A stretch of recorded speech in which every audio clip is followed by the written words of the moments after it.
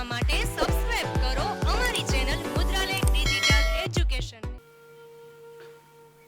નમસ્કાર વિદ્યાર્થી મિત્રો, મુદ્રાલેખ ડિજિટલ એજ્યુકેશનમાં આપનું હાર્દિક સ્વાગત છે. ધોરણ 12 વિષય ગુજરાતી, પાઠ 13 મહાત્માના માણસ ભાગ 1, જેમાં લેખિકાનો પરિચય અને પાઠને આપણે વિગતે સમજીશું. મિત્રો, મહાત્માના માણસના જે લેખિકા છે એમનું નામ છે ધીરુબહેન પટેલ. તેમનું આખું નામ છે ધીરુબહેન ગોરધનભાઈ પટેલ, જેમનો જન્મ 29/5/1926 થયો છે.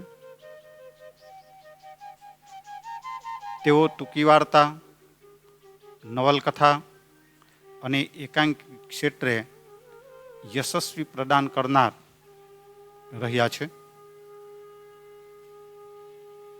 તેમનું જન્મસ્થળ છે વડોદરા. અધૂરો કોલ, એક લહર, વિશ્રંભ કથા અને જાવલ એમના ટૂંકી વાર્તાના સંગ્રહો છે. વડવાનલ, સીમડાના ફૂલ, વાવંતોર, વમર, કાદંબરીની માં, સંશય બીજ એમની નવલકથાઓ છે. વાંસનો અંકુર, આંધળી ગલી, આગંતુક, અનુસંધાન અને એક ભલો માણસ તેમની લઘુ નવલકથાઓ છે.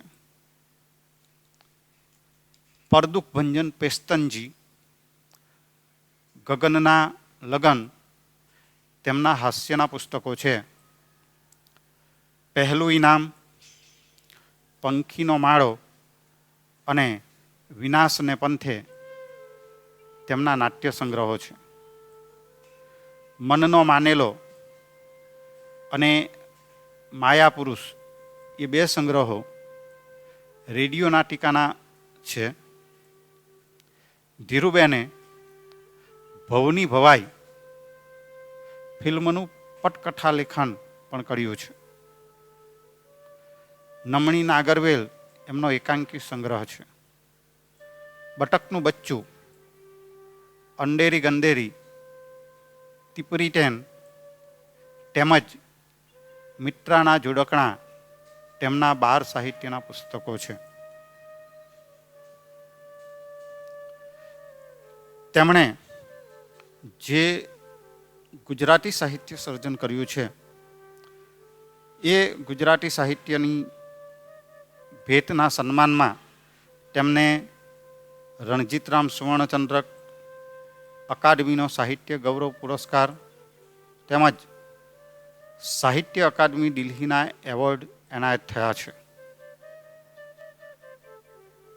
ગાંધીના માણસો આપણા પાઠનું વિષય વસ્તુ છે. નાનું સુરખ. સત્યાગ્રહીઓ જેલમાં જતા બાહ્યાંતર રીતે કેવા રૂપાંતરણ પામે છે તેનો ઉત્તમ નમૂનો નવલિકા નાયક મણિભાઈ છે. ઓછા અધૂરા અભ્યાસે જેલ સાથીઓની સાચી શીખ સંગતે ખુદને પણ શંકા જાગે તેટલું પરિવર્તન મણિભાઈને થયું છે. અડબોથનો જવાબ અહિંસાથી આપવાની વાત તેના ઘરે જત ઉતરતી નહોતી, કિંતુ જેલમાંથી છૂટીને ઘરે જતા પતિવ્રતા પત્ની હીરાને ખાદી વેશે જોતા જ્યાં તમે ત્યાં હું સાંભળતા જ તે આભો બની જાય છે. નાયકની ગાંધીનિષ્ઠા અને નાયિકાની પતિનિષ્ઠાના દ્વૈતમાંથી રચાતો એકનિષ્ઠ અદ્વૈત ભાવ એ વાર્તા વિશેષ છે.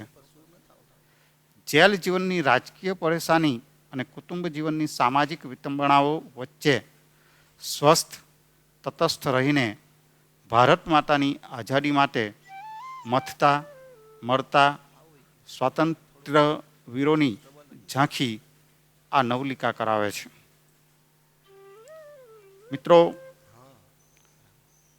ખૂબ સરસ પાઠ છે, પણ સમજવા માટે પણ સરસ મજાનું એકાંત અને સમય માંગી લે એવું છે. નાનામાં નાનો માણસ પોતાની જાતને આઝાદીમાં કેવી રીતે હોમતો હતો, કેવી રીતે તેની આહુતિ આપતો હતો,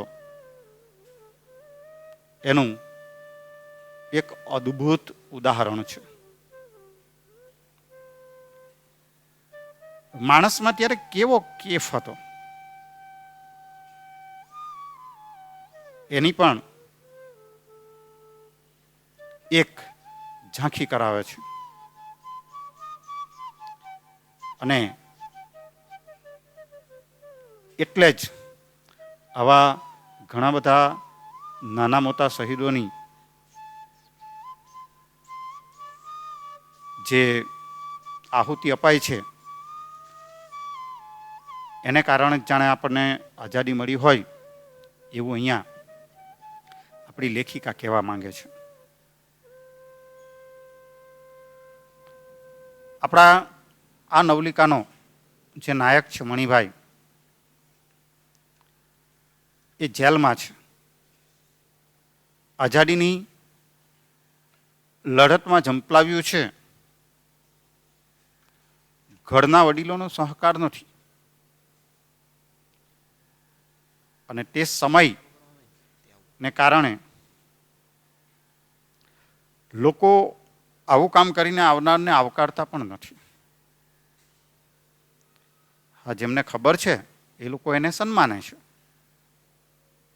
પણ કેટલાક લોકોની માનસિકતા ત્યારે કેવી હતી એની પણ અહીંયા આગળ આપણને થોડે અંશે માહિતી મળે છે.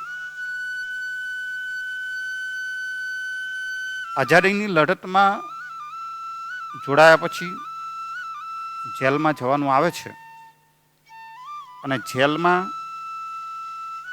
સમય પસાર કર્યા પછી જ્યારે છૂટીને આવે છે અને પોતાના ઘરે જાય છે અને ઘરેથી પોતાની પત્ની સુધી પહોંચે છે, ત્યાં સુધીનો જે પ્રવાસ છે એ પ્રવાસને લેખિકાએ જેલની અંદરની કેટલીક પરિસ્થિતિઓને પણ સાથે આવરી લીધી છે. તો આપણા મણિભાઈ શરૂઆતથી જ કહે છે, માફી માંગીને નથી છૂટ્યો, કંઈ સરકારે જખ મારીને છોડ્યો છે. મણિભાઈના મગજનો કેફ એના થાકેલા પગના પ્રત્યેક ડગલામાં નવું જોશ પૂરતો હતો અને એટલે જ એ લાંબી ડાંભે ગામના ઢૂળિયા રસ્તા પર નાના નાના મોટા ગોટા ઉડાડતો ચાલ્યો જતો હતો.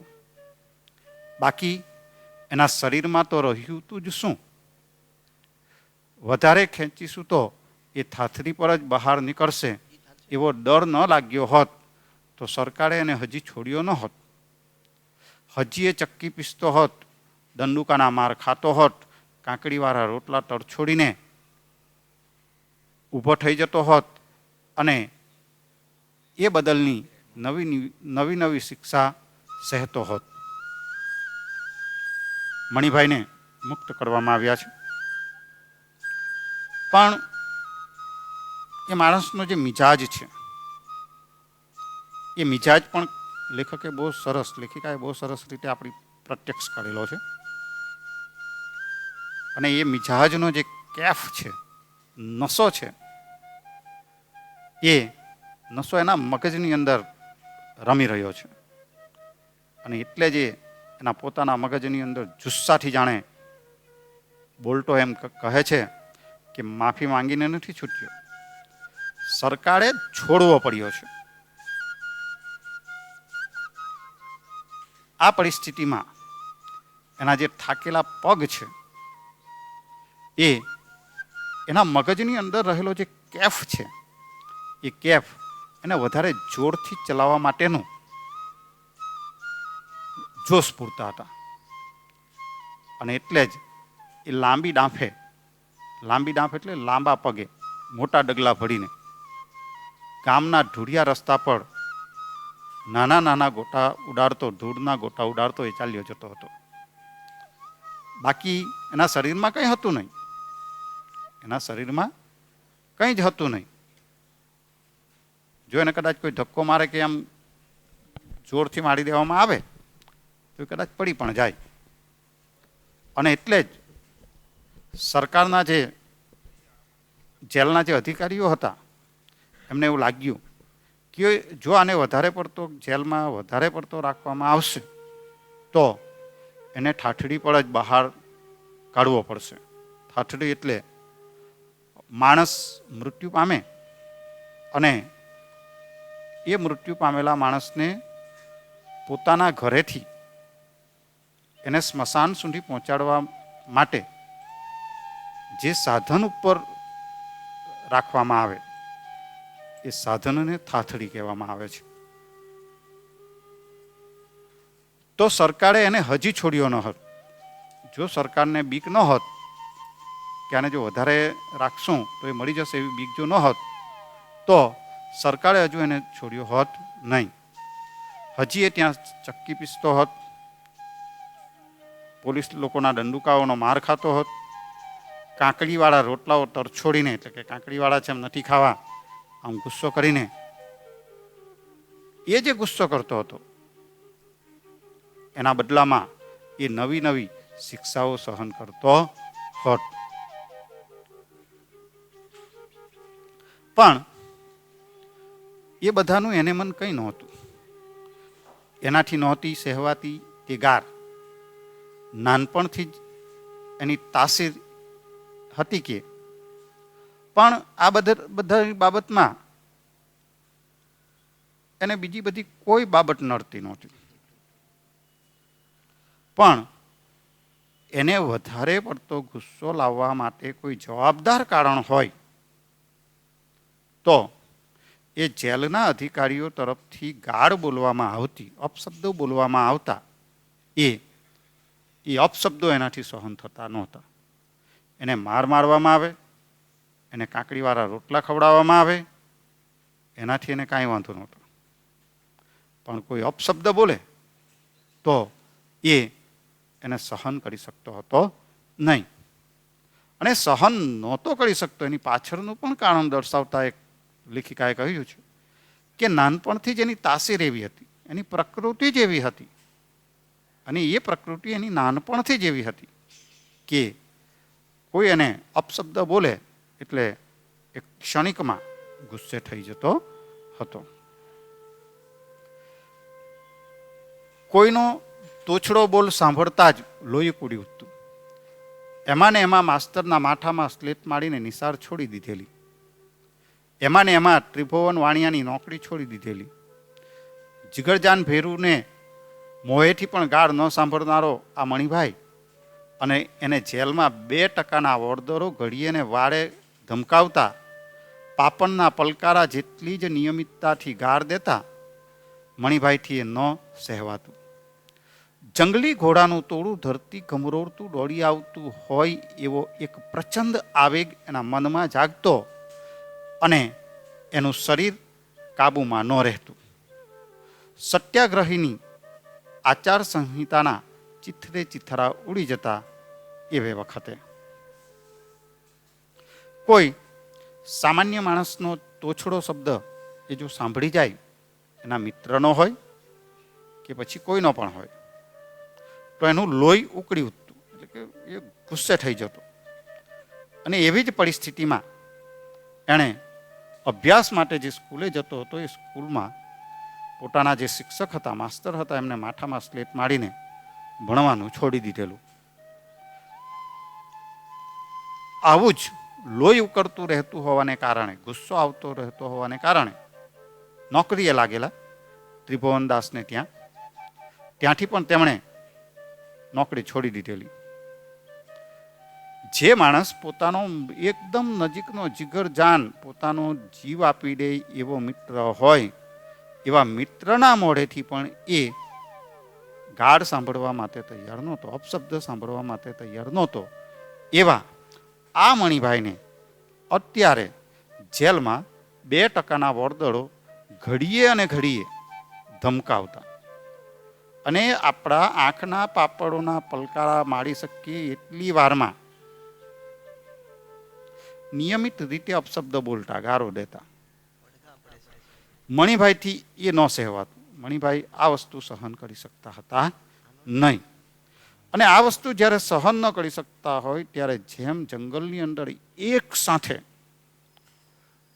જે ઘોડાઓનું ટોળું આવે અને એ ટોળું જેમ એની પાછળ ધૂળના ગોતે ગોતા ઉડાડી જતું, કાંઈ ન દેખાડે એવું વાતાવરણ સર્જતું, એવી રીતે આ જંગલી ઘોડાઓના આવેગની જેમ મણિભાઈના મગજની અંદર આવેશ આવી જતો, ગુસ્સો આવી જતો.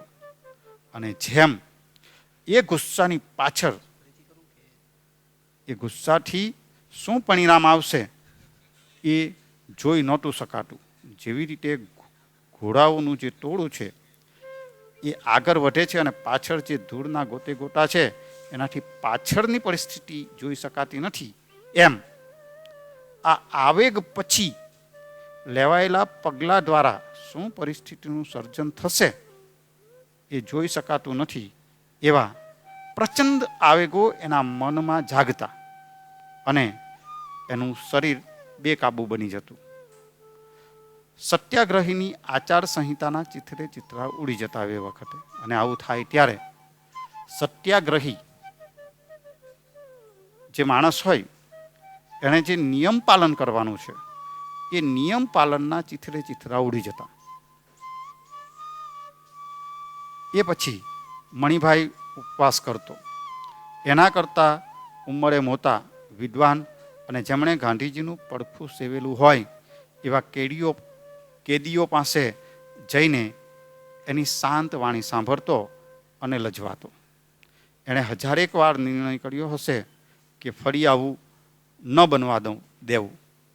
છતાં ગાળ સાંભળતાની સાથે જ એણે પ્રયત્નપૂર્વક કેળવેલી અહિંસા એકદમ અલોપ થઈ જતી અને તે એકલો પડી જતો. એકલો અતુલો, ઓછું ભણેલો, એક ધરતીનો બાર, જેણે બરબરતા બપોરે કે ચોમાસાની હેલીમાં બરડ સાથે બરડ બનીને ખેતર ખેડ્યા છે, જેને જાજુ બોલ્યાની ફાવત નથી, જેણે જિંદગી પાસેથી કોઈ વધારે પડતી માંગણી નથી કરી, સાગરના મોજા સાથે શંખલું જેમ કિનારે ઘસડાઈ આવે એમ રાષ્ટ્રીયતાના જુવારમાં જે પોતાના ગામથી ઊંચકાઈ નહીં જેલમાં આવી પહોંચ્યો છે અને મુદ્દત પૂરી થતાં જે પાછો પોતાને વતન પહોંચી બરડના પૂંછડા અમડાવવાની જ અભિલાષા સેવે છે, એને શું કરવું એની ગતાગમ નહોતી. છતાંય એને હાથેથી કંઈક થઈ તો જતું જ, જે સરકારને ન ગમે અને સત્યાગ્રહીઓને ન ગમે. પરિણામે એ સરકારના કર્મચારીઓનો માર ખાતો અને એના મૃદુભાષી સાથીદારોનો ઠપકો પણ ખમતો. મણિભાઈ ગુસ્સે આવી જતા અને આચાર સંહિતાના ચિથરે ચિથરા ઉડી જતા. આવું થતું ત્યારે મણિભાઈ ઉપવાસ કરતા. એમના કરતાં જે મોટા માણસો છે, સત્યાગ્રહીઓ, જેમણે ગાંધીજીની સાથે રહીને સારું એવું જ્ઞાન પ્રાપ્ત કરેલું છે, એમનું સાથે રહેલા છે, એવા કેદીઓ પાસે જતો અને એ કેદીઓની શાંત વાણી સાંભળતો અને પોતાની જાતને એ શર્મિંદા અનુભવતો. અને આવું જ્યારે થતું ત્યારે એ 1000 વાર નિર્ણય કરતો કે હવે આવું પાછું ન બનવા દેવું, હવે ક્યારેય કોઈના ઉપર ગુસ્સે ન થવું, કોઈને ચીડાઈ નહીં જવું અને સરકારના ગુનેગાર વારંવાર ન બનવું. છતાં પણ કોઈ ગાર દેતું એટલે એમણે જે પ્રયત્નપૂર્વક જે અહિંસા કેળવેલી હતી એ અલોપ થઈ જતી અને એ જે લોકોનું જે એણે સાંભળેલું હતું એ બધું એનામાંથી વિસરાઈ જતું અને સાવ એકલો પડી જતો. એકલો હતો, કોઈ એની પડખે ન રહેતું. ઓછું ભણેલો આ ધરતીનો વાર, ભારતીય ભૂમિનો પુત્ર, જેણે બરબરતા બપોરે એણે પોતાના જીવનની અંદર ઉનાળાની બરબરતી બપોરે ચોમાસાની હેલી હોય તો એ બળદ સાથે બળદ બનીને ખેતર ખેડતો. જેને વધારે બોલવાની ફાવત નથી, જિંદગી પાસે કશું માંગ્યું જ નથી, બસ બે ટંક ખાવાનું મળે અને સુખ શાંતિ મળે તો બસ. સાગરના મોજા સાથે શંખલું જેમ કિનારે ઘસડાઈ આવે એમ રાષ્ટ્રીયતાના જુવારમાં જે પોતાના ગામથી ઉંચકાઈને અહીં જેલમાં આવી પહોંચ્યો છે. એ અહીંયા કેવી રીતે આવ્યો છે કે જેમ સાગરના પેટાળની અંદર જે શંખલું છે એ સાગરના પ્રવાહની સાથે કિનારા તરફ આવી જાય તેમ રાષ્ટ્રીયતાની જે લડત ગાંધીજી લડી રહ્યા છે એનો જોમ એનામાં આવ્યો અને એ જુવારની અંદર એ પોતાના ગામમાંથી ઉંચકાઈને અહીં શહેરની જેલની અંદર પહોંચી ગયો છે. અને મુદ્દત પૂરી થતાં જે પાછો પોતાને વતન પહોંચી બળદના પૂંછડા અમડાવવાની જ અભિલાષા સેવે છે. મુદ્દત પૂરી થઈ ગઈ છે, આજે જઈ રહ્યો છે અને વતન જઈને પણ એ એવી જ ઈચ્છા વ્યક્ત કરે છે કે પોતે જેમ અત્યાર સુધી બળદગાડુથી ખેતી કરી છે એમ એ ખેતી કરવાની જ ઈચ્છા વ્યક્ત કરે છે. એને કંઈ મોટા માણસ થવું નથી. એને શું કરવું એની ગતાગમ નહોતી. એને શું કરવું એ એને કંઈ સમજાતું નહોતું. એને હાથેથી કંઈક થઈ તો જતું અને છતાં પણ એનાથી કંઈક ને કંઈક તો થઈ જતું. જે સરકારને ન ગમે અને સત્યાગ્રહીઓને ન ગમે અને એવું થઈ જતું કે સરકારને પણ ન ગમે, એટલે કે સરકારના જે માણસો છે એની સાથે રહેતા એને પણ ન ગમે અને એના જે સત્યાગ્રહી જે મિત્રો છે એને પણ એ ન ગમતું. પરિણામે શું થતું કે ભાઈ પરિણામ એ આવતું કે એને સરકારના માણસો એટલે કે પોલીસવાળાનો માર ખાવો પડતો અને એના મૃદુભાષી એટલે કે એકદમ કોમળ શબ્દમાં કહેતા હોય તેવા જે અહિંસાની લડતની અંદર જોડાયેલા છે એવા સાથીદારો એને ઠપકો આપતા, એ ઠપકો પણ એને સહન કરવો પડતો. મિત્રો, તમે જેના માધ્યમથી એજ્યુકેશન મેળવી રહ્યા છો એવી અમારી ચેનલ મુદ્રાલેખ ડિજિટલ એજ્યુકેશનને સબસ્ક્રાઇબ કરો, લાઇક કરો અને વધુને વધુ શેર કરો. આ ઉપરાંત અમારા ડિજિટલ એજ્યુકેશનના માધ્યમોનો પરિચય કરાવું તો પ્લે સ્ટોરમાં 11/12 કોમર્સ ગુરુ નામે એપ્લિકેશન છે. આ ઉપરાંત FB અને ઇન્સ્ટામાં પણ મુદ્રાલેખ ડિજિટલ એજ્યુકેશન નામે પેજ ચાલે છે. Thank you, come again, best of luck.